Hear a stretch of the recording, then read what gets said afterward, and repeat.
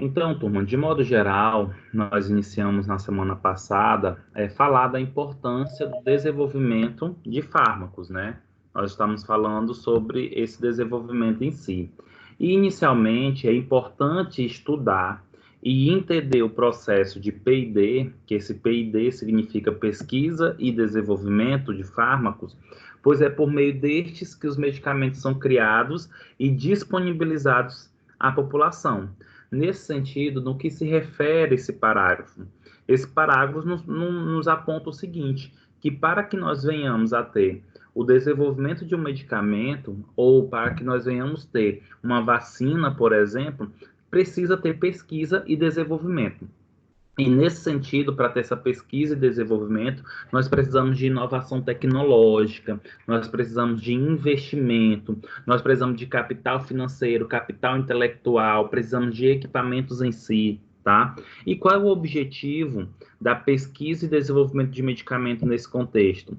É melhorar a resposta terapêutica dos indivíduos, cada vez mais procurar medicamentos que tenham uma terapêutica, uma eficácia melhor, comparado àqueles que já existem no mercado. Além disso, também desenvolver medicamentos com menos efeitos adversos, tá? E melhorar o efeito terapêutico, tá? Então, o objetivo, quando se fala nesse desenvolvimento de medicamento em si, é de modo geral nesses aspectos, tá? Melhorar a resposta terapêutica dos indivíduos, diminuir os efeitos adversos e melhorar o efeito terapêutico. Nós já até comentamos isso lá no início da nossa disciplina, ainda em sala de aula, qual era a importância, ou quais eram os objetivos, né, de se desenvolver novos medicamentos. Mas nós sabemos que não é tão simples, não é tão fácil esse desenvolvimento de medicamento e tem alguns fatores associados. E quando nós pensamos nesse desenvolvimento de medicamentos, nós temos que entender o seguinte, que muitas vezes esses medicamentos são desenvolvidos e eles são patenteados. É o que a gente vai falar um pouco agora, sobre patente, os tipos de patentes, tá? E esse desenvolvimento de medicamento, gente, a escolha de qual medicamento, de qual classe vai se produzir, vai depender do quê? Do enfoque especial nas patologias. Em que sentido? Qual a patologia que mais pode trazer lucro para a indústria farmacêutica? Ou qual patologia que no momento pode se trazer mais retorno, ou é importante esse desenvolvimento? Que é o caso do Covid-19, né? Que basicamente parece que todas as indústrias pararam todas as outras ações de desenvolvimento de medicamentos e estão pensando só no Covid, porque é importante esse desenvolvimento. Então, o enfoque nesse desenvolvimento de medicamento é nas patologias principais. Eu até comentei para vocês na aula passada, quando a gente pensa em produtos biotecnológicos, as principais doenças que a indústria ela tem uma predominância em desenvolver é o câncer e o HIV.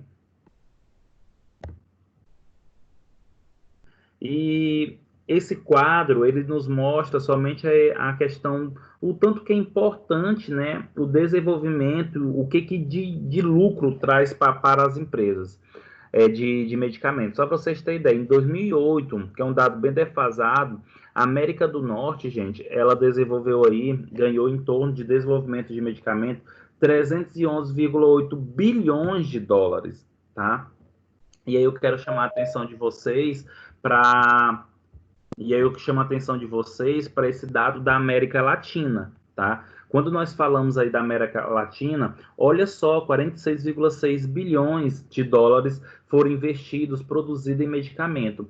Infelizmente, isso não é um dado muito bom, tá? Porque quando nós colocamos a América Latina, que tem tantas doenças emergentes e reemergentes, e nós só temos isso de desenvolvimento de medicamento, é possível observar que nós tá precisando na América Latina de quê? De investimento em pesquisa, está precisando de inovação tecnológica, está precisando de capital intelectual, capital financeiro, para que nós possamos desenvolver esses produtos e, consequentemente, patentear, tá? A América Latina, quando se somam-se todas as indústrias presentes na América Latina, pouco se tem quando se pensa em patente. E aí nós vamos estudar a partir de agora alguns tipos de patentes, a importância dessas patentes, tá? Como eu comentei para vocês, a indústria farmacêutica, ela só visa, de modo geral, a produzir medicamentos que estão relacionados a doenças que dão lucro. Pode ter certeza, ó, quanto tempo faz que não é lançado o medicamento utilizado para a verminose, para tratar a verminose. Por quê? Porque verminose, gente, são doenças de país subdesenvolvido ou país pobre, e que, de modo geral, não se traz um retorno para a indústria.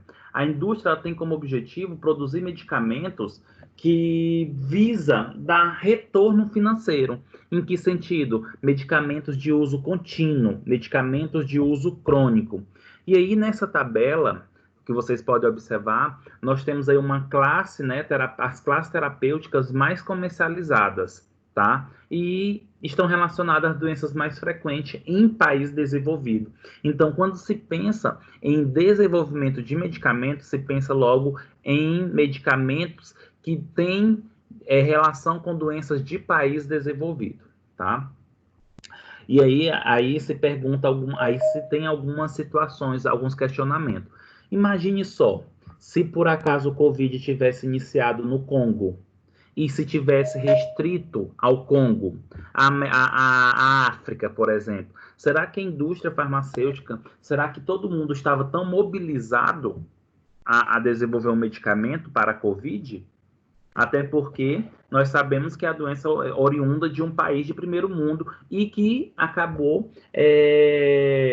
lesionando, né, a parte econômica, financeira, intelectual de vários países de primeiro mundo. Por isso que se pensa tanto nesse desenvolvimento de algum medicamento ou vacina.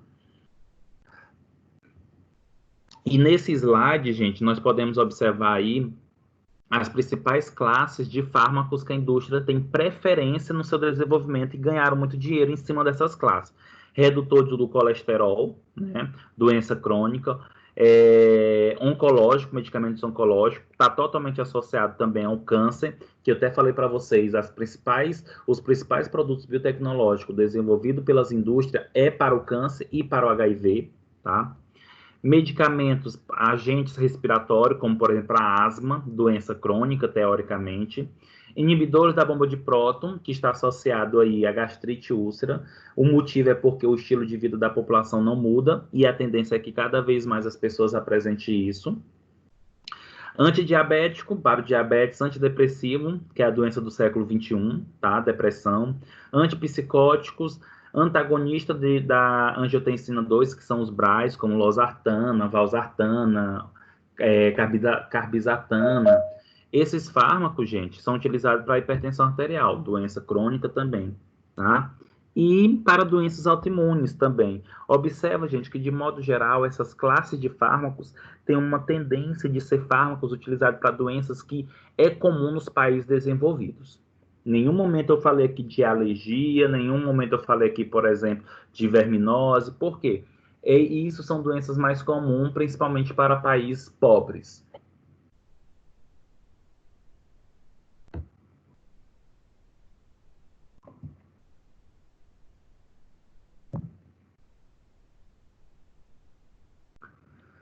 Assim, turma, nós vamos ter que comentar, vamos ter que falar algumas coisas relacionadas à patente, né? Porque, assim, a indústria gastou dinheiro, a indústria gastou tempo, produto, recursos, e vai lançar um medicamento sem proteção intelectual? Não. A indústria ela tem o direito de ter um período, né, de auferir por um período a vantagem em cima de um produto que foi desenvolvido por ela. E aí nós vamos conversar algumas coisas relacionadas à patente. Primeira coisa, nós vamos falar sobre propriedade intelectual. O que seria propriedade intelectual?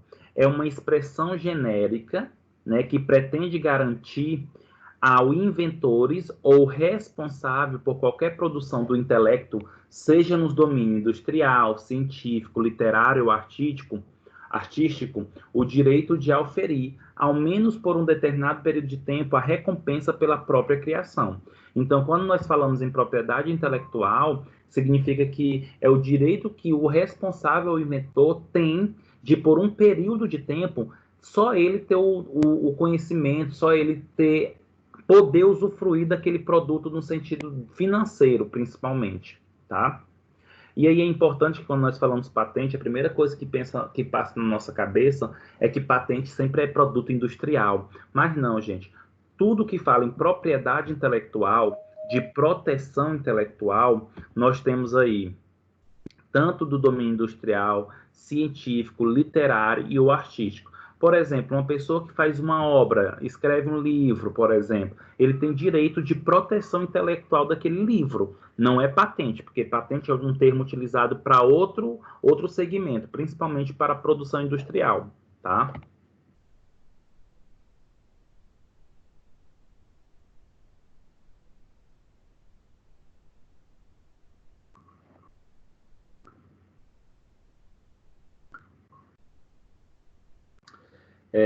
Nesse caso, gente, o OMPI, que é um órgão, ele diz o seguinte, que constitui propriedade intelectual as invenções, obras literárias e artísticas, símbolos, nomes, imagens, desenhos e modelo utilizado pelo comércio.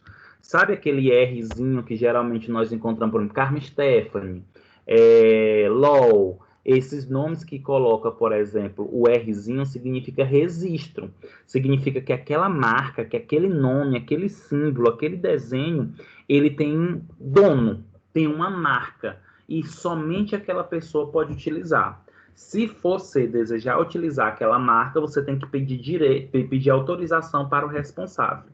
Tá? Então, quando nós pensamos em propriedade intelectual, ou seja, tudo que pode ser protegido para a pessoa usufruir daquilo que inventou, que criou, é chamado de propriedade intelectual. Gente, a curva de um carro, o formato de um carro pode ser uma propriedade intelectual, pode ter proteção. O desenvolvimento de um software, de alguns aplicativos, pode ter proteção intelectual. Quem não protege, outras pessoas podem vir e utilizar.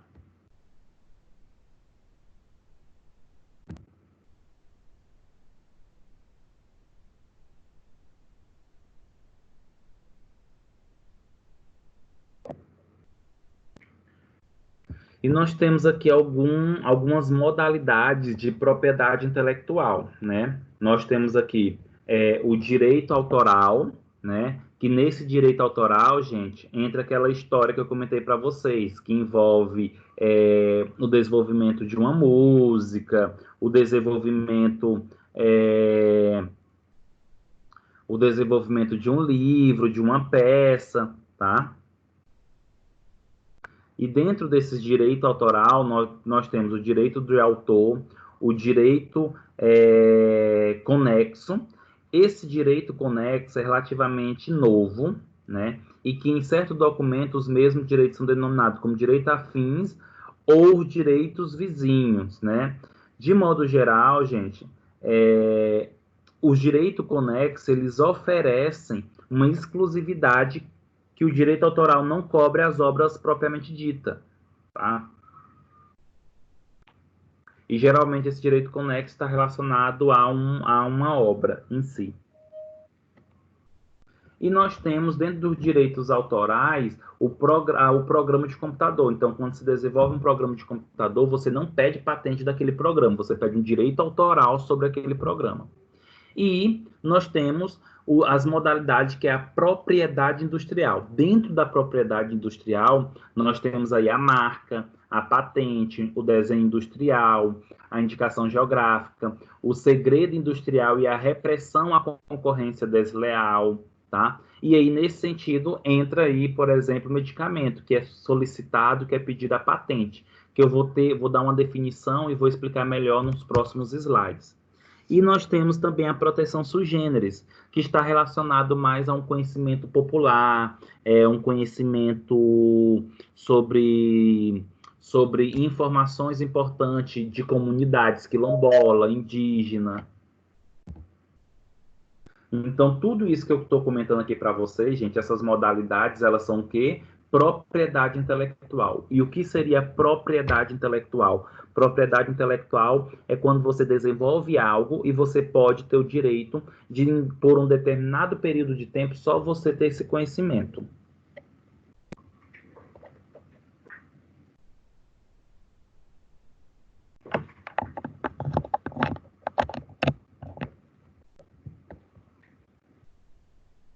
E aí, como eu comentei para vocês, dentre essas propriedades intelectuais, o que mais se aproxima quando se pensa em medicamento é patente, tá? E o que seria patente? Patente, gente, consiste em um título de propriedade sobre uma invenção concedido pelo Estado aos inventores ou autores, ou outras pessoas físicas ou jurídicas responsáveis, e, por conseguinte, detentoras de direitos exclusivos de exploração sobre citação, sua criação. Em outras palavras, patente é um documento, gente. É um documento que garante aos responsáveis, aos inventores, aos autores, o direito, por um determinado período de tempo, só ele ter exploração sobre sua criação, tá? E aí a gente tem alguns tipos de patente. Esses tipos de patente, gente, é de acordo com a patente de invenção, tá? Só um momento. E a patente de modelo de utilidade, já que eu volto aqui para falar mais um pouco. Gente, só uma curiosidade, é muito comum quando a gente fala em patente, quando logo fala em patente, a pessoa, nossa, ele pediu uma patente, então ele vai ficar rico, vai ficar milionário. E não, na verdade, não é isso, tá? Essa questão de patente, eu posso inventar algo novo, interessante, só que esse algo novo, interessante, inédito, ele não é tão relevante. Então, eu posso vender minha patente por R$ 1.000. Como eu também posso desenvolver algo muito importante, inédito, que vai resolver vários problemas por 1 milhão, 1 bilhão, 1 trilhão. Isso vai depender da invenção. Então, patente não é sinônimo de riqueza.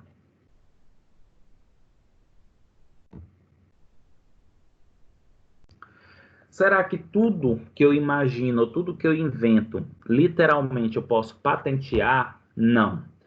Para um produto ser patenteado, para algo ser patenteado, esse produto, esse algo, tem que ter alguns requisitos. E são três. Tem que ser uma novidade, né? Tem que ter atividade inventiva. O que seria essa atividade inventiva? Eu tenho que observar esse produto e verificar que ele tem algo de novo. Tem uma capacidade do autor, do inventor, na invenção. E tem que ter uma aplicação industrial. O que seria isso? Não adianta ser novo, não adianta ter uma atividade inventiva, mas o que eu criei é tão mirabolante que nenhuma indústria consegue produzir, que não tem como ser produzido aquele produto. Então, quando se fala na patente de invenção, para que seja considerada uma patente de invenção, tem que ser novidade, tem que ter atividade inventiva e tem que ter aplicação industrial, ou seja, a indústria tem que desenvolver, tem que ter capacidade de desenvolver.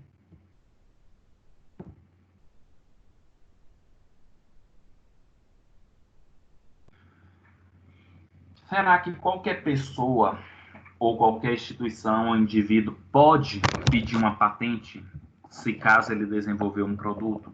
É um outro questionamento que se faz muito, tá, turma? Se pode qualquer pessoa pedir patente? Pode. Geralmente nós restringimos a pessoa em pedir patente só pesquisador, doutor, mas não. Qualquer pessoa pode pedir a proteção de um produto desenvolvido. Lógico que nesse caso tem todo um critério, tem toda uma característica para que isso venha a acontecer, tá? Então, quem pode ser o titular de uma patente, né? A empresa que desenvolveu, ou a instituição, nesse caso são pessoas jurídicas, ou o próprio inventor, que no caso seria a pessoa física, pode requerer a titularidade de uma patente no órgão competente do país de interesse. No caso do Brasil, é o INPI, Instituto Nacional de Propriedade Intelectual. Então, qualquer pessoa pode pedir a patente.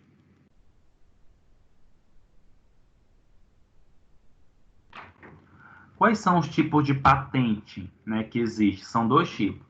A patente de invenção e a próxima, que é a patente de modelo de utilidade. Vamos tentar diferenciar esses dois tipos de patente. A patente de invenção, turma, ela está relacionada a algo inédito. Toda vez que a gente fala patente de invenção, ela é inédita. Ninguém nunca pensou naquilo, ninguém, ou se pensou, não botou em prática. É um produto ou processo absolutamente novos e originais, tá? Então, tudo que é inédito, tudo que é novo, entra por esse processo aí de patente de invenção. E como é algo inédito, novo, a pessoa que desenvolve um produto desse, ela pode ficar, o prazo de validade dessa patente é de até 20 anos, tá? De 20 anos. Ou seja, a partir do momento que a pessoa deposita a patente, ela pode usar o direito de só ela produzir aquilo, só ela usufruir daquilo por 20 anos, tá? Ah, Welles, mas aí eu tenho uma patente, eu sou o responsável dessa patente, o titular, e eu quero que outras pessoas usem, outras pessoas produzam. Você vende essa patente. E aí a indústria que comprar, a empresa que comprar, vai ficar responsável e dono da patente. E você vai receber o dinheiro para isso.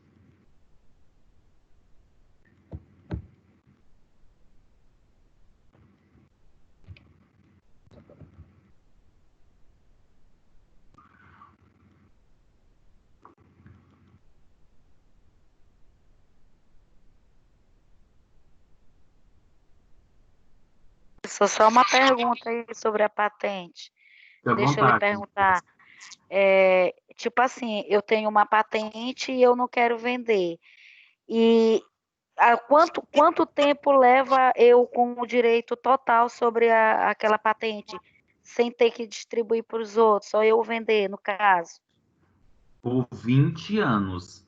Se for uma Só isso? patente só isso. Você acha muito ou pouco? E pouco tempo, e depois que expira essa quantidade de tempo, aí eu não tenho mais direito nenhum, é isso? Não, você não tem mais direito. Todas as pessoas ou todas as indústrias que desejarem produzir a tua patente, eles vão poder fazer. Porque assim, Maria, o que é que acontece? Quando você pede a patente, tu escreve o teu produto. Tu destrincha o que é o teu produto, como é que faz ele. E aí pede a patente. E aí, depois de 20 anos ou de 15 anos, porque vai depender da patente que você está produzindo, se é uma patente de invenção, 20 anos, se é uma patente de modelo de utilidade, é 15 anos. Aí você coloca essa patente, você pede essa patente.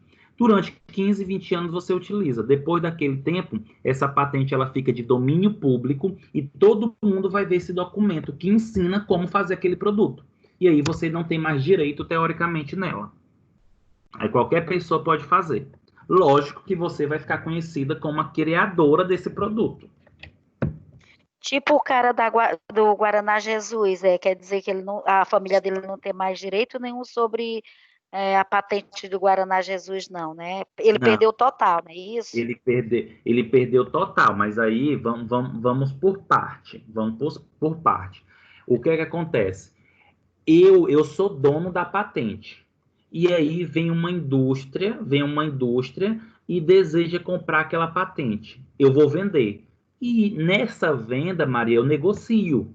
Eu negocio. Olha, eu quero 1 milhão por esse produto, por essa patente.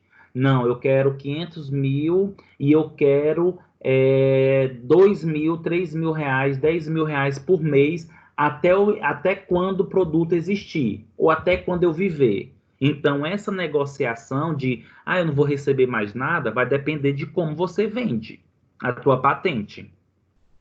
Entendi, Então, entendi. então, em relação ao Guaraná Jesus, eu não posso lhe dizer que ele não esteja recebendo nada, porque eu não sei qual foi a negociação que eles fizeram, tá? Ok.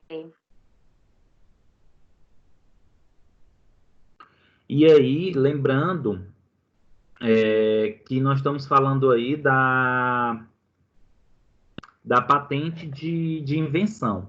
Essa patente de invenção, gente, ela tem uma carga inventiva maior, né? Já a patente de modelo de utilidade, que é o que eu vou comentar agora aqui para vocês, é, que eu vou comentar aqui para vocês, essa patente de modelo de utilidade, ela já é uma patente que tem uma carga inventiva menor, ou seja, são produtos que já existiam e a pessoa adaptou. A pessoa melhorou o produto, deixou ele mais fácil de utilizar, por exemplo, tá? E aí, nesse sentido, a pessoa não inventou, ela adaptou. E aí isso é chamado de modelo de utilidade. Vou dar um exemplo para vocês de modelo de utilidade.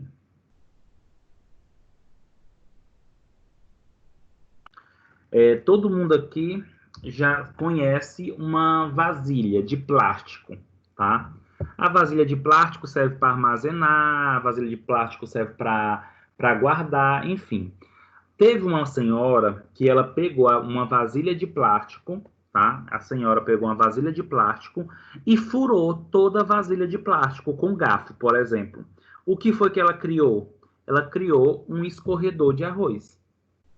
Ela inventou, ela adaptou um produto que já existia para uma nova aplicação, para uma nova função. Ela melhorou aquele produto para uma nova função. Isso é chamado de modelo de utilidade. O que é esse modelo de utilidade? É uma patente que está associada a aperfeiçoamento em produtos pré-existentes, que melhora a sua utilização ou facilita o seu processo produtivo. E, geralmente, a patente de modelo de utilidade tem 15 anos, tá? Você tem domínio dela por 15 anos. Gente, quantas vezes, por exemplo, nós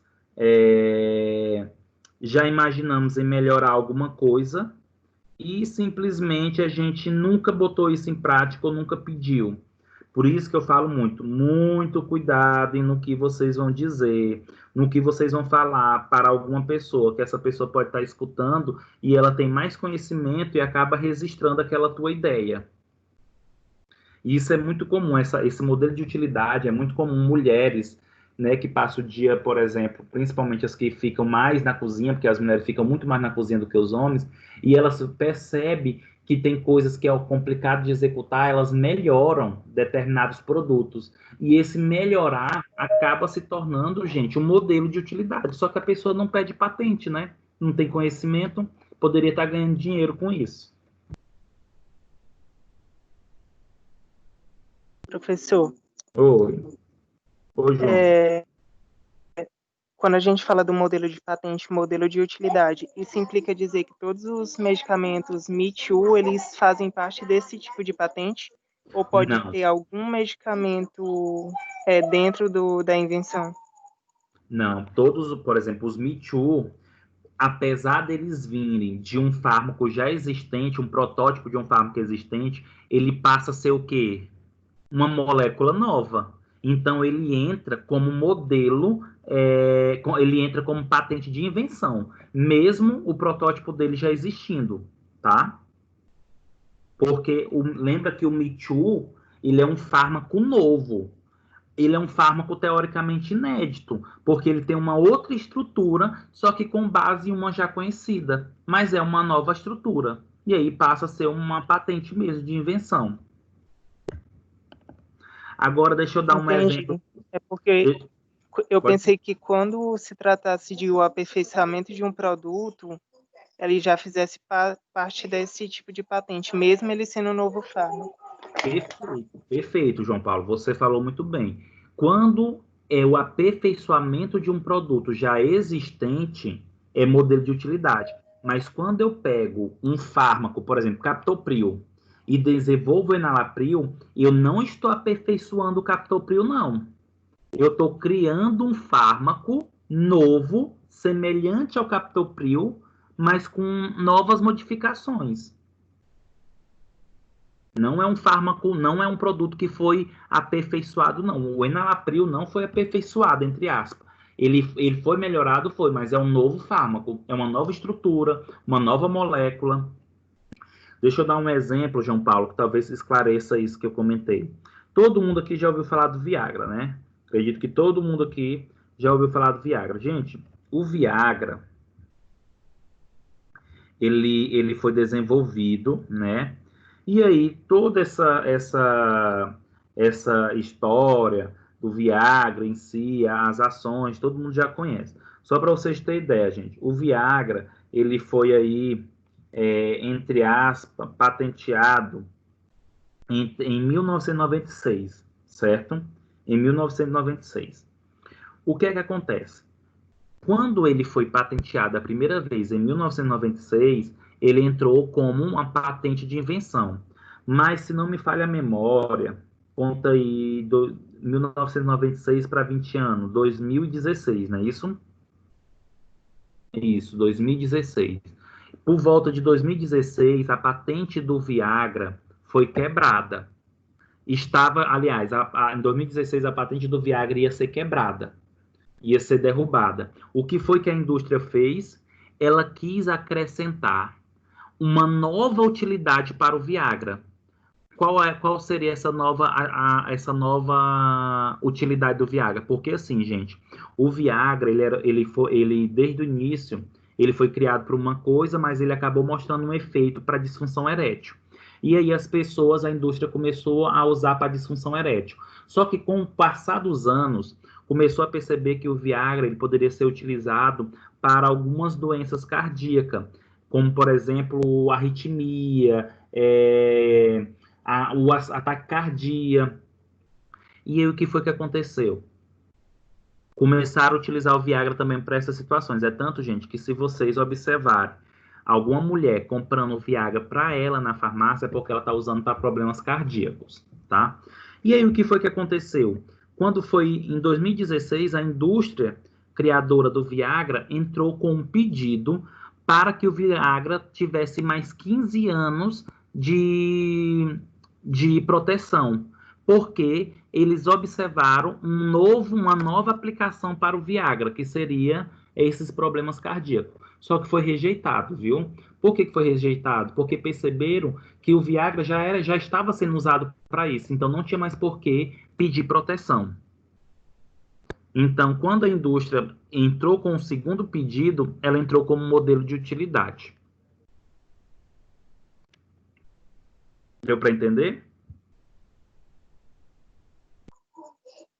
Eu sim. É.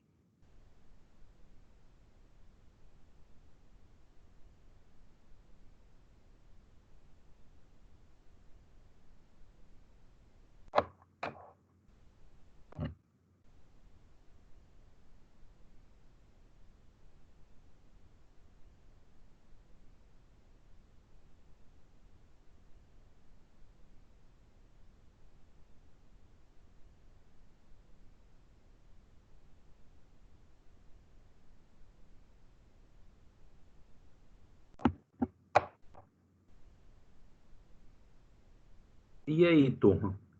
Como eu comentei para vocês, as patentes elas têm como objetivo a proteção intelectual, né? Contudo, é importante vocês compreenderem uma coisa. Apesar da indústria desenvolver um produto e pedir patente, será que essa patente ela vai demorar os 20, vai demorar os 15 anos? Tem alguns critérios. Muitas vezes eu posso até desenvolver um produto, mas talvez a minha patente seja quebrada antes do tempo por alguns motivos, como, por exemplo, grande defasagem tecnológica dos países periféricos em relação aos países desenvolvidos. Um exemplo que eu quero comentar para vocês. Imagine só a China desenvolvendo uma máquina, né? E o resto do mundo não tem essa máquina, não tem esse produto. E ninguém vai ter esse produto. Porque a tecnologia empregada ali, só ela tem conhecimento e ninguém no mundo mais vai ter. Porque o produto, os equipamentos, toda a logística só tem na China. O que é que acontece? Será que tem necessidade de ter essa patente? Não, não tem necessidade de ter essa patente, porque nenhum outro país vai conseguir produzir, tá? Gente, agora eu vou ser bem sincero para vocês. Apesar de eu estar falando isso aqui, isso é um pouco mentiroso. Porque hoje, pela nossa evolução tecnológica que nós temos, qualquer país consegue desenvolver um produto tecnológico, pode até demorar. Por isso que, basicamente, todos os produtos vão ser protegidos. E ainda tem mais uma situação, turma. Se eu produzo o produto no Brasil, a minha invenção é no Brasil, eu vou pedir proteção no Brasil, no órgão brasileiro. Só que eu também tenho que pedir proteção nos outros órgãos, nos Estados Unidos, na Europa, na Ásia, tá? Não adianta eu pedir proteção só no Brasil, eu tenho que pedir também nos outros órgãos responsáveis no mundo.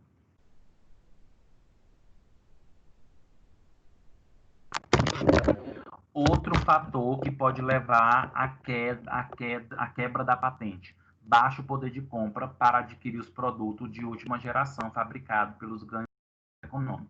O que seria isso, turma? Nós sabemos que todo produto que é patenteado, como somente uma indústria detém o conhecimento, detém aquele produto, ela vai colocar um valor sempre mais alto.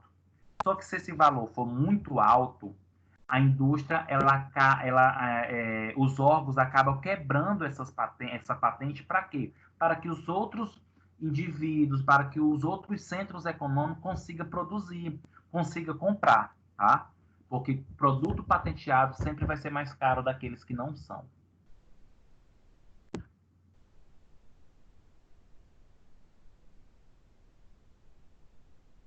Ionara, quer falar?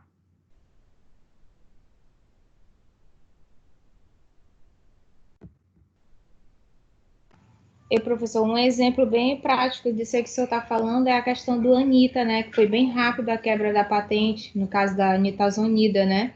Sim, justamente. Mas sabe por que foi rápida essa quebra? Principalmente porque ela no início não se vendeu muito. Ela se vendia porque era um medicamento novo, contudo, não era uma venda tão exacerbada. Então, era melhor quebrar a patente, ter outras concorrências, mas você conseguir diminuir o valor. Porque ainda tem mais outra situação, Ionara. Por exemplo,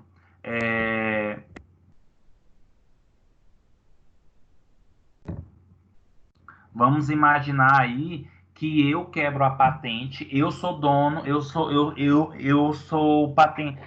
o titular da patente do Anitta. Só que quem tem a matéria-prima só sou eu. Só eu tenho a matéria-prima. E aí o que é que eu vou fazer? Eu quebro a patente, diminuo o tempo da patente, quebrou a patente. As outras indústrias vão querer produzir, mas se elas vão querer produzir, elas vão ter que comprar a matéria-prima de quem? De mim. Então eu acabo produzindo mais dinheiro, porque outras indústrias vão produzir, vão precisar da matéria-prima, eles acabam me pedindo, né? Me comprando. Na verdade, não é pedindo, é comprando. Então, gente, essa questão de patente, ela é um jogo de marketing, é um jogo de conhecimento professor, então, de certa forma, é uma certa jogada dos fabricantes também, né? Porque eu percebo que depois que foi quebrada essa patente, que lançaram vários genéricos, o Anitta passou por uma parceria de laboratório, que aí a pessoa acaba tendo tendo um valor menor e comprando o Anitta mesmo, original, e não genérico, entendeu? Isso mesmo. E Ionara, já que você comentou sobre isso, tem um ponto importante em relação ao Viagra. O que foi que aconteceu, gente? Uma vez eu fui para um congresso de propriedade intelectual, de patente, né, em Salvador. E aí eu tive o prazer de conhecer um doutorando que ele estava analisando a patente do Viagra. E ele mostrou uns dados muito importantes.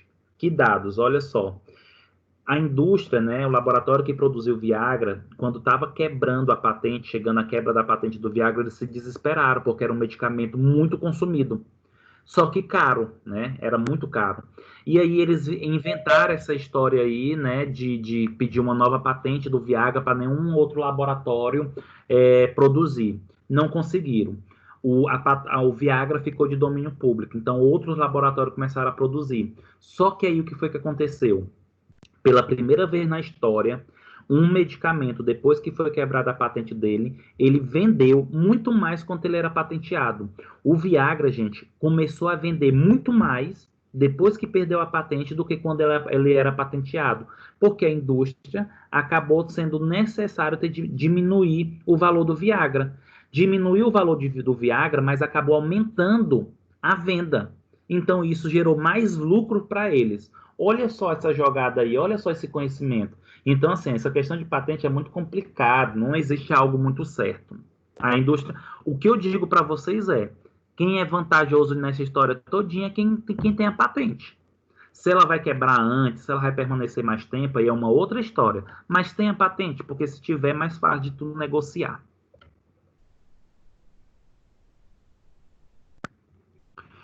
Outros fatores, gente, que leva a uma... Outro fator que leva a uma quebra da patente é quando a população não tem recursos financeiros para arcar com os custos da medicação, tá? Gente, por exemplo, nós estamos aí falando sobre a vacina, né, para o Covid, que nós já temos aí uma vacina que está na fase 3, que eu vou explicar já já para vocês o que seria essa fase 3, e etc. Então, tudo indica que no máximo até outubro, novembro já vai estar sendo usada.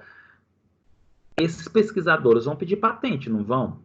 Vão pedir patente, mas possivelmente essa patente ela pode ser quebrada, porque é um produto de uso mundial, é um produto necessário para a saúde pública. Então pode ser que ele nem chegue a patentear, porque não vai compensar, tá? Como eles também podem patentear. Só que se eles botarem o valor da vacina muito caro, essa patente pode acabar sendo quebrada, tá? Porque tem que ser um valor razoável para a comunidade.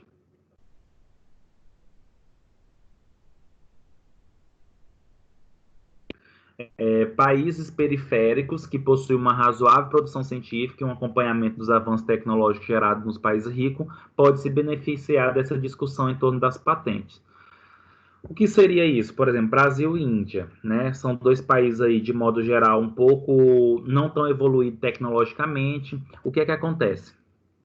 Como tem uma briga entre os Estados Unidos, China, Europa, no desenvolvimento de produto, eles ficam desenvolvendo produtos e quebrando patente. Nesse sentido, quem é que se beneficia? Os países mais pobres, que têm uma produção científica menor, porque eles acabam obtendo conhecimento também desses produtos. E aí vai produzindo mais lentamente no país, mas eles têm uma vantagem nesse sentido.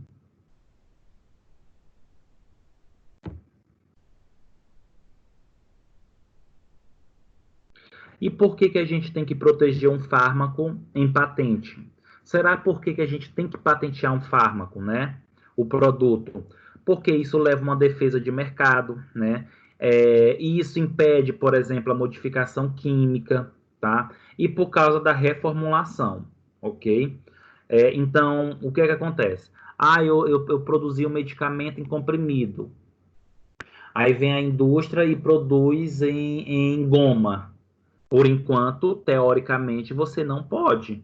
Mesmo que você produza em uma outra reformulação, mas o princípio ativo, o produto é o mesmo, tá? Então, é importante ocorrer o desenvolvimento, a proteção da patente.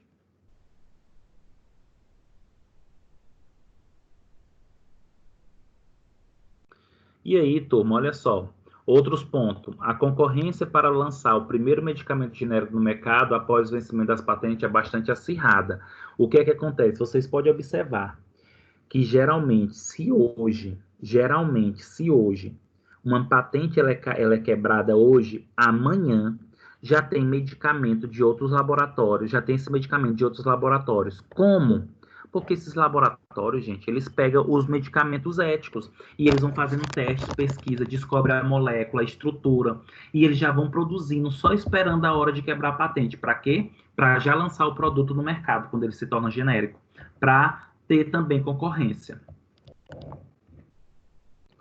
Lembrando, né, que os medicamentos genéricos eles precisam ter qualidade, e para ter qualidade nós precisamos passar pelos testes de biodisponibilidade e bioequivalência, né, que são testes para determinar a quantidade de fármacos, a concentração do fármaco que chega na corrente sanguínea, testes para determinar se tem efeito, eficácia realmente.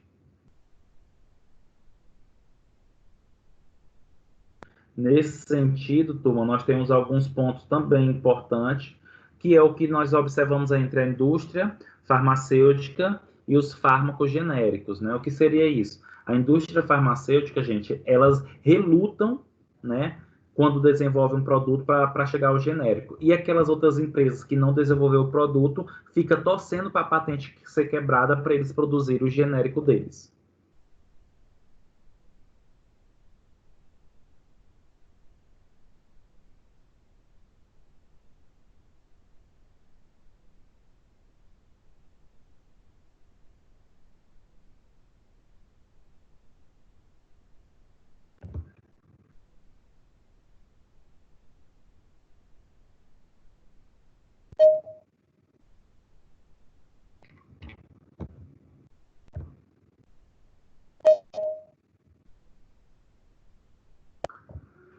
Nesse sentido, turma, para o desenvolvimento, né, para o desenvolvimento de produtos, né, para o desenvolvimento de medicamentos, precisa se fazer estudos farmacológicos, né? E aí, nesse sentido, a gente vai falar um pouco sobre essa questão do Covid, né? Sobre essa luta para o desenvolvimento de um fármaco, a luta do desenvolvimento de uma vacina. Todos os medicamentos em si, eles precisam passar por testes, né? Precisam passar por etapas para ser validado o seu uso, tá? Inicialmente, nós temos aí as fases pré-clínicas, né? Quando a gente fala fase pré-clínica, gente, significa porque ainda não entrou na clínica, no paciente. Toda vez que o medicamento ele começa a ser testado em pacientes, são chamados de fase clínica. E quando é testado, e quando não são testados em pacientes, mas sim feito testes em laboratórios in vitro e in vivo, são chamados de fase pré-clínicas, tá? E aí nós temos os estudos in vitro versus os estudos in vivos. Todos os fármacos, quando eles vão ser desenvolvidos para saber se ele tem eficácia ou não, eles começam seus testes aí com os fármacos em testes in vitro. O que seria testes in vitro? Com cultivar de célula, com bactéria. Depois que faz esses testes in vitro, é que passa para os testes in vivo em animais, dentro da fase pré-clínica. Depois que passa pelos testes em animais para ver toxicidade, segurança, eficácia, aí que vai para a fase clínica, tá? E dentro da fase clínica ainda é dividida em 4 etapas: fase 1, fase 2, fase 3 e fase 4. Aí a gente ainda vai falar sobre isso.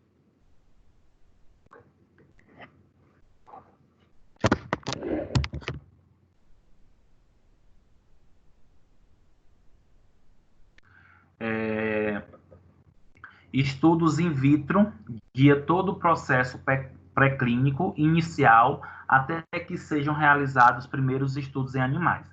Olha só, gente, mesmo sendo uma fase pré-clínica, antes de chegar nos animais, tem que se fazer os estudos in vitro. E aí, depois que tem esse estudo in vitro, que verifica que aquele produto é adequado, que verifica que aquela substância tem um potencial, que vai para os testes em vivos, tá? Que seriam em animais. O que seriam esses estudos em vivos? Os modelos experimentais em vivos são realizados em diferentes espécies de animais. Tem como finalidade a avaliação da farmacocinética ou farmacodinâmica do fármaco descoberto. Os estudos em vivos também devem ser submetidos a testes toxicológicos pré-clínicos. O que seria isso, turma? Talvez muitos de vocês tenham em mente que quando se fala testes com animais, pensa logo aí no camundongo, né? Pensa logo aí no ratinho. Mas não. Para cada tipo de droga que vai ser descoberta, ou cada tipo de droga, dependendo do tipo da classe farmacológica ou sua aplicação terapêutica, tem animais específicos para o uso, tá? E o objetivo de se avaliar os produtos, o fármaco em animais, é para saber o perfil farmacocinético desse fármaco, absorção, distribuição, metabolismo, excreção, e também já começar a estudar o efeito desse fármaco. E, além disso, se tem que fazer teste de toxicidade em animais, porque para saber como é a característica tóxica, para possivelmente já fazer aí a aplicação em humanos.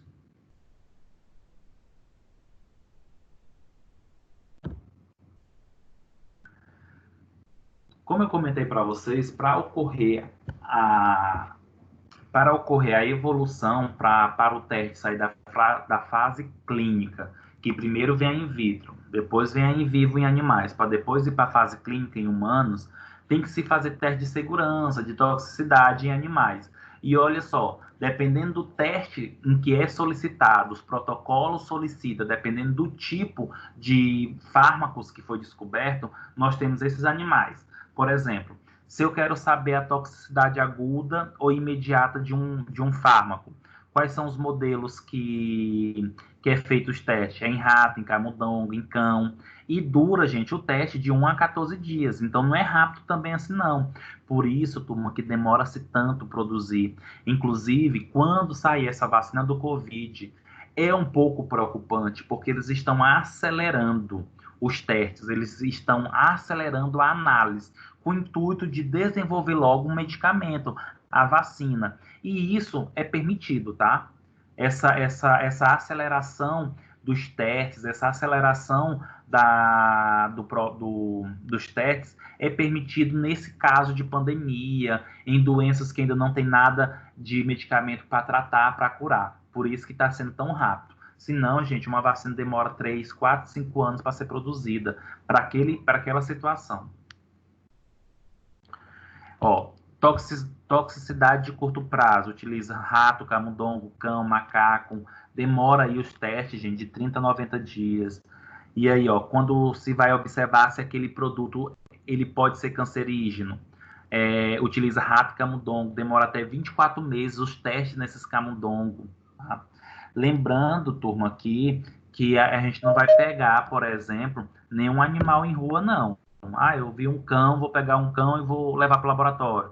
Pegar as catitas, os ratos de dentro de casa, não, tá? Não se utiliza. Todos esses animais utilizados nesses testes são animais de laboratório, criados em laboratório, sob um padrão de condição ambiental, isento de doença, isento de parasitoses, tá? Para que possa participar desses testes.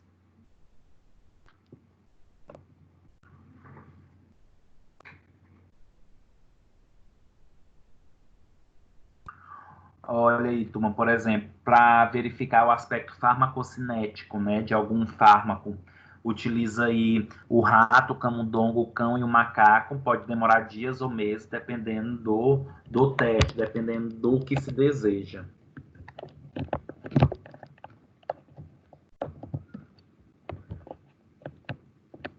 E depois de tudo isso, turma, depois de tudo isso, né, desse período de testes e outra, gente, esses testes aqui que eu mostrei para vocês, não se escolhe um para fazer, não. Tem que ser feito todos de acordo com o tipo de medicamento, de acordo com o que é exigido para aquele tipo de medicamento, para aquela classe farmacológica, para aquela forma farmacêutica, tem que ser feito. E se por acaso o fármaco passou pelos testes de fase 1, passou pelos testes de fase pré-clínica, tanto in vitro quanto in vivo, ele vai ser agora utilizado em humanos, tá? Que começa então a fase clínica. O que seria a fase clínica? Nós temos a fase 1, fase 2, fase 3 e fase 4. A fase 1, gente, se refere que são os primeiros estudos em humanos sadios com duração de 12 a 18 meses, realizada em um pequeno grupo de 20 a 10 pessoas. Gente, a vacina de Oxford, que é o que saiu a notícia recentemente, ela já está na fase 3. E olha só, gente, agora que nós temos de 3 a 4 meses de pandemia, 5 meses de pandemia. E olha o que está dizendo aqui, a fase 1 demora de 12 a 18 meses. Lógico que eles aceleraram o estudo para que desenvolvesse logo a vacina, tá? E aí a fase 1 é realizada somente com pacientes sadios, geralmente é em torno de 20 a 10 pessoas. Professor, nesse caso da vacina do Covid, essa vacina, ela não vai ter nenhum problema quando a gente tomar, em termos de alguma reação adversa em relação a nós, pessoas? Porque ela está sendo muito acelerada e eu tenho medo de tomar uma vacina dessa, entendeu? Maria, sabe quando ela não foi testada direito, que eu acho. Sabe quando é que a gente vai saber isso de verdade? Quando já estiver usando ela. E eu concordo com o que você fala e também acredito. O risco vai ser muito grande de a gente fazer o uso da vacina por ela estar sendo acelerada, entendeu? Mas entendo a importância disso. Tem que ser assim, não tem outro jeito. Mas o que é que acontece? Como está diminuindo a quantidade de pessoas, o tempo de avaliação, pode ser que apareça alguns efeitos que não foi possível observar durante o estudo, porque com um período curto de avaliação, de observação.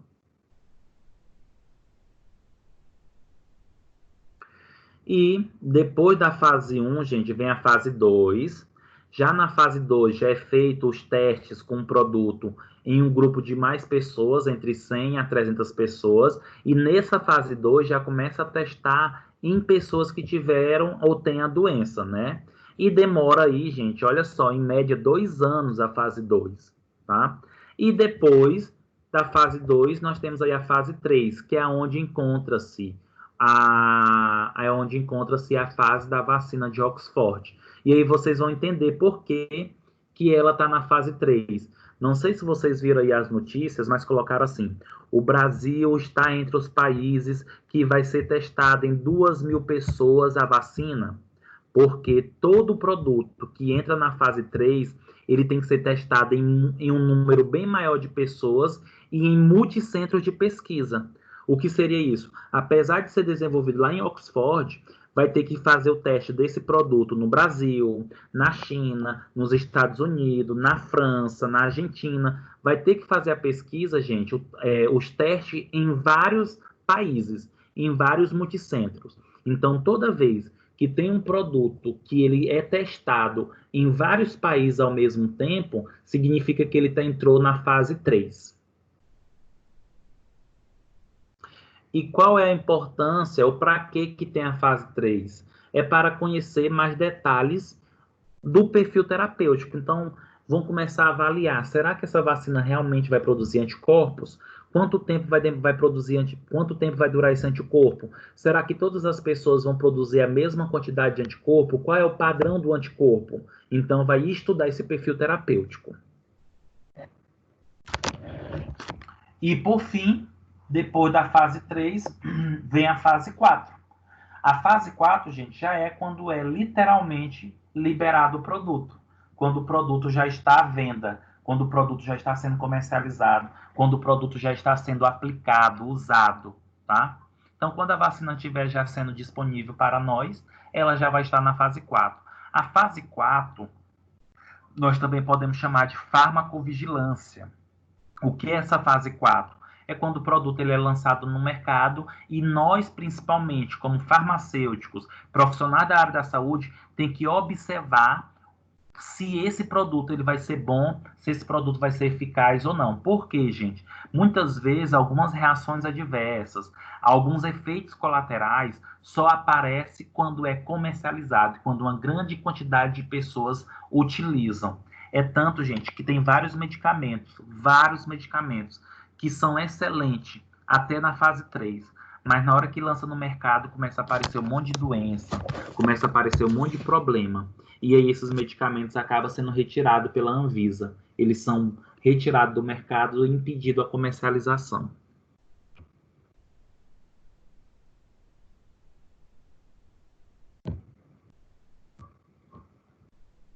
Alguma pergunta, turma? Quero fazer algum comentário sobre essa questão dos ensaios clínicos e pré-clínicos?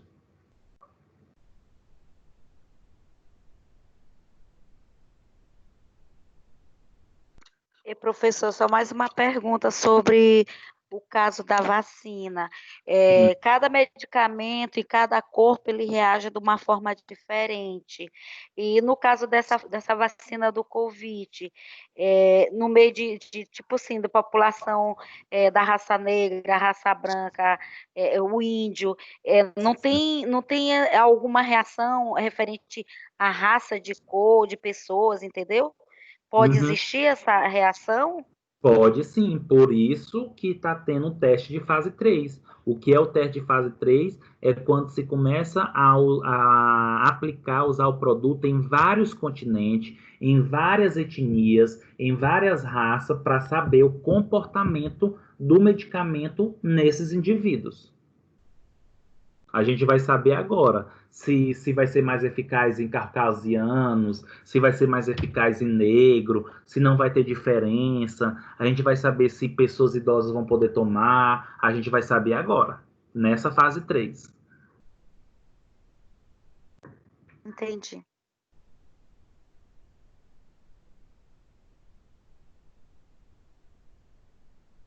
E por fim, gente, para nós finalizarmos o nosso último conteúdo, eu vou falar rapidamente de alguns órgãos regulamentadores, né? Órgãos que autorizam o uso de medicamentos, de produtos nos países.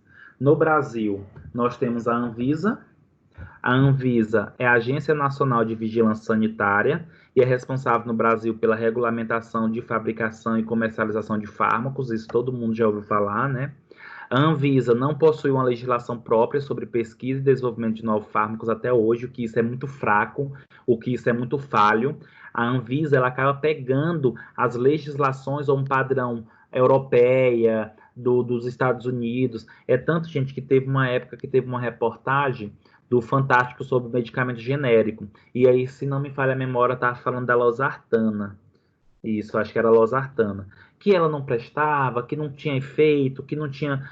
E por quê? Porque os fabricantes utilizavam uma metodologia de outro país, porque a Anvisa não tem essas metodologias de padrão de comercialização, de produção de alguns fármacos, tá? Então a Anvisa, gente, precisa se atualizar melhor. A Anvisa precisa ser um órgão mais operante dentro do nosso país nessa questão de regulamentação de produtos. Lembrando, gente, que é um sonho trabalhar na Anvisa, viu? Um fiscal da Anvisa, um auditor da Anvisa, um agente da Anvisa deve ganhar aí em torno de seus 14 mil, 20 mil reais, fora que eles viajam o mundo todo, o Brasil, com diária, com tudo, para fazer a comercialização, o conhecimento, a troca de experiência, de metodologia, tá? A Anvisa ela possui um regulamento na área de farmacovigilância, em questão a presença do profissional farmacêutico em farmácias comerciais. Isso a gente já sabe, né, gente? Que é obrigatório ter a presença do farmacêutico em farmácias comerciais e que o farmacêutico ele tem que ficar atento na fase 4, na farmacovigilância, verificar essa questão, se a população, quando usa o medicamento, ela está tendo algum efeito ou não, e relatar esses efeitos. E isso leva uma segurança ao paciente, promove o uso racional de medicamento, controle do uso de medicamento e também a assistência farmacêutica. Nós temos aí, gente, a FDA, né, que é a Food and Drug Administration, que que é um órgão que regulamenta a administração de alimentos e fármacos nos Estados Unidos. Foi fundada em 1938, ou seja, é bem antiga, tá? E esse órgão, gente, nos Estados Unidos, eles regulamenta alimentos que no Brasil não é a Anvisa, é o Ministério da Agricultura. Eles regulamentam equipamentos médicos, cosméticos, pesquisa, tudo do setor farmacêutico, tá? Contudo, né, a FDA, ela é muito rígida na regulamentação, na autorização no uso de medicamento, é considerado uma legislação rígida mesmo, não uma indústria que consegue comercializar um medicamento nos Estados Unidos, ela tem que literalmente fazer a regulamentação, muita papelada, comprovar a importância, a eficácia. Contudo, gente, nós temos aí uma flexibilização dessa regulamentação. O que seria isso? O que é que acontece? Não sei se vocês já ouviram falar do orphan drugs, ou fármacos órfãos. O que seria isso? Vamos imaginar uma doença que não tem medicamento para tratar essa doença. Por exemplo, Covid. Não tem um medicamento para tratar essa doença. Ou o medicamento que existe não é tão eficaz, não é tão adequado. O que é que a FDA faz? ela afrouxa um pouco a regulamentação, ela afrouxa um pouco essa criteriosidade para que a indústria farmacêutica tenta agilizar e sinta interesse em produzir medicamento para aqueles tipos de doença, tá? E a FDA também, gente, elas autoriza, por exemplo, a pessoas que estão doentes, por exemplo, com uma doença rara, que ainda não tem medicamento para essa doença, a entrarem nos testes nos testes para verificar um fármaco para aquela doença. Então, por exemplo, tem uma pessoa que está com câncer, não tem um medicamento para aquele câncer, mas tem uma novidade, tem uma substância que está em teste ainda. A FDA ela facilita essas pessoas que desejam entrar para esse teste, para que possa participar da pesquisa. Lembrando, gente, que não é também tão simples assim. A pessoa está com câncer, vai lá no órgão que está fazendo os testes e vai lá tentar entrar. Não, você tem que estar dentro do padrão, tem que ver se você tem perfil para entrar dentro do grupo controle, do grupo experimental.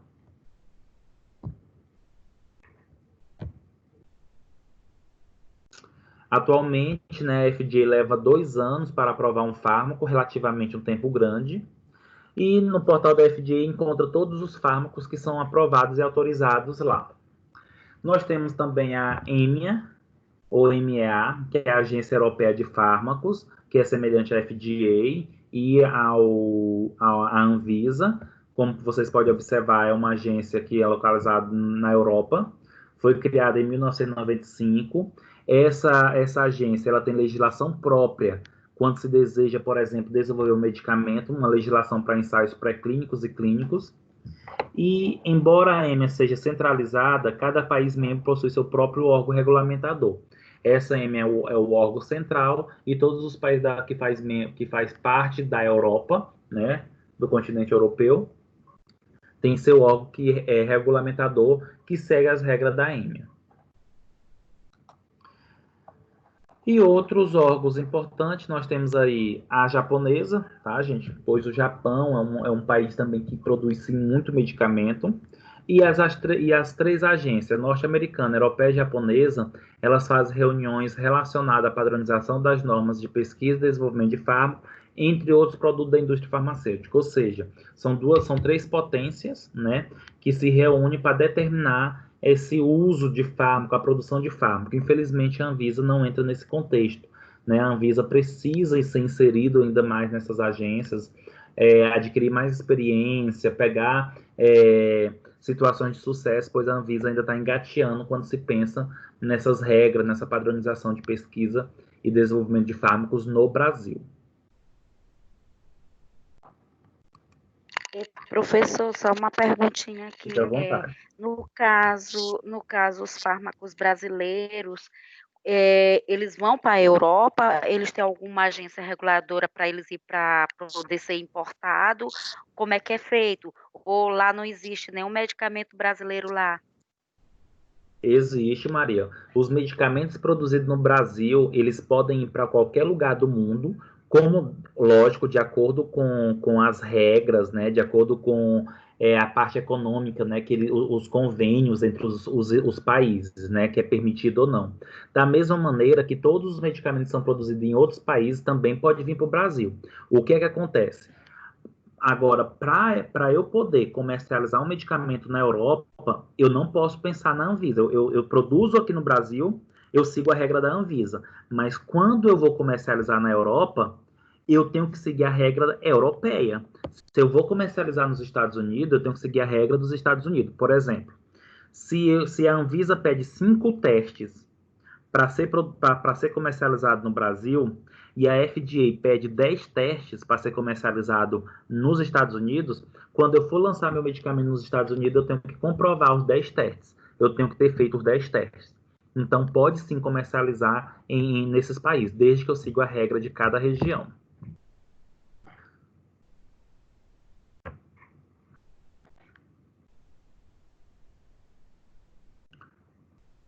Algum comentário, turma? Mais alguma pergunta? Finalizamos nossa aula, tá? Professor, Oi. professor, eu fiquei sabendo, assim, de alguns clientes, não aqui em São Luís do Maranhão, assim, que eu trabalhei no Rio, São Paulo, Sim. que no norte, nos Estados Unidos, a medicação, assim, do vulcão, aspirina, esses correlatos, é mais rigorosa. Não entendi. É mais rigorosa? Eles só dispensam se tiver a receita. Ah, tá. Vamos por partes, né? O que acontece? Nos Estados Unidos, medicamentos MIP, eles são vendidos em supermercado, Luiz. Ah, é? Ibuprofeno, paracetamol, esses medicamentos eu tive a oportunidade de estar lá no início do ano e a gente encontra um monte de medicamento, inclusive neomicina, pomada de neomicina, é vendida em supermercado. O que é que acontece? Por que lá é mais rigoroso em alguns pontos? Medicamentos que têm risco eminente de saúde não é comercializado lá. Mas os medicamentos que são feitos testes, que têm risco menores à saúde, e são MIP, eles são vendidos no supermercado, né? Nem na farmácia, eles são vendidos na farmácia também, mas em supermercado. Agora, o que você está se referindo aí? Por exemplo, nos Estados Unidos, não é comercializado lá e nem é permitido a entrada de muito medicamento à base de dipirona, porque a dipirona ela não é legalizada nos Estados Unidos. O que eu acho que você está se referindo, que os seus colegas comentaram, foi o quê? Muitos medicamentos que é permitido no Brasil não é permitido a venda lá, porque não é legalizado devido ao risco de efeitos colaterais. Já aqueles que têm poucos efeitos colaterais, teoricamente, eles têm uma facilidade maior de ser vendido. No caso, no supermercado. E outra, nenhuma farmácia lá vende medicamento na farmácia que precisa de prescrição sem prescrição. Igual nós chegarmos aqui nas grandes redes e for querer comprar uma losartana sem receita, vende. Lá não vende. Todo medicamento prescrito que precisa de prescrição, lá precisa de receita. Entendi, professor. Tá? Tipo assim, professor, assim, eu tenho pressão alta, aí eu quero viajar para os Estados Unidos. Só que lá eu não tenho um plano de saúde, lógico, né? Aí eu quero levar minha receita daqui prescrita pelo meu médico. Eu posso comprar com essa receita lá? Não. As receitas brasileiras só valem no território brasileiro. O que você pode fazer é o seguinte: se você vai como visto de turista, você pode passar 3 meses. Então, se você vai passar 3 meses, você pode comprar a quantidade de medicamento necessário para os 3 meses. Ou, se você quiser comprar o medicamento lá, você vai precisar fazer uma consulta com um médico americano, tá? Outra coisa, vamos imaginar que você tem alguma doença e e essa pessoa precisa ir para os Estados Unidos e um dos medicamentos utilizados para o tratamento é a dipirona. E a dipirona ela não é legalizada nos Estados Unidos. O que você vai fazer? Pode levar? Pode. Você vai levar a dipirona de acordo com a quantidade para o seu tratamento enquanto está lá. Não pode passar mais de um comprimido. Porque se você levar mais medicamento do que é permitido para o seu tratamento, isso é considerado tráfico de droga, tá? Isso é crime contra a saúde pública.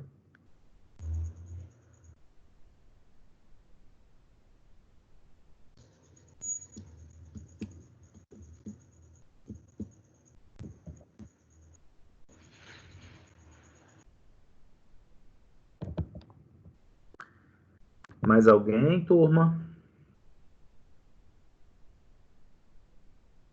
Mais alguém deseja fazer algum comentário? Não? Não vou desligar aqui a gravação. Professor, Oi, pode ficar à vontade.